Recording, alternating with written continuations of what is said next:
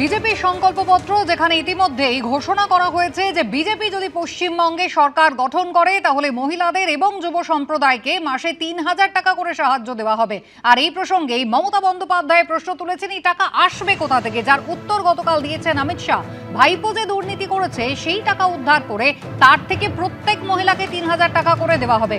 রায়গঞ্জের সভায় গতকাল এমনই বললেন অমিত শাহ। এটা উত্তরপ্রদেশ, বিহার, গুজরাট নয়, কারা দুর্নীতি করেছে তার সকলে দেখতে পাচ্ছে। পাল্টা আক্রমণ করে কি বললেন অভিষেক বন্দ্যোপাধ্যায়, পাশাপাশি দেখুন।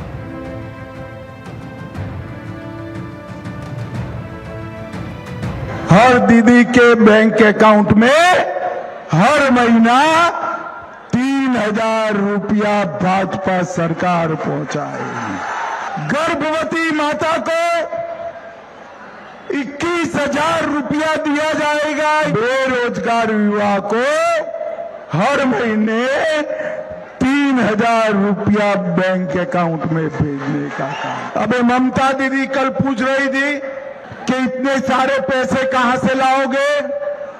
दीदी, आपका भाईपो जो करप्शन करता है हम बंद करेंगे तो इसमें से सभी दीदी लोगों को 3,000 रुपया देने का काम हो जाए।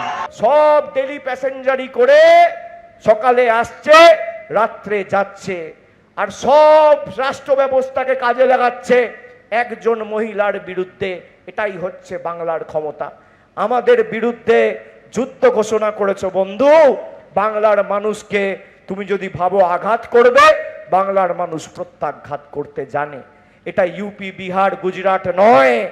যদি আপনি ভাবেন আমাদের টাকা বন্ধ করে আমাদের শাস্তি দেবেন, বাংলার মানুষ আপনাদের আগামী দিন 4 তারিখ যখন ভোট বাক্স খুলবে শাস্তি কি বাংলার মানুষ আপনাদের শেখাবে।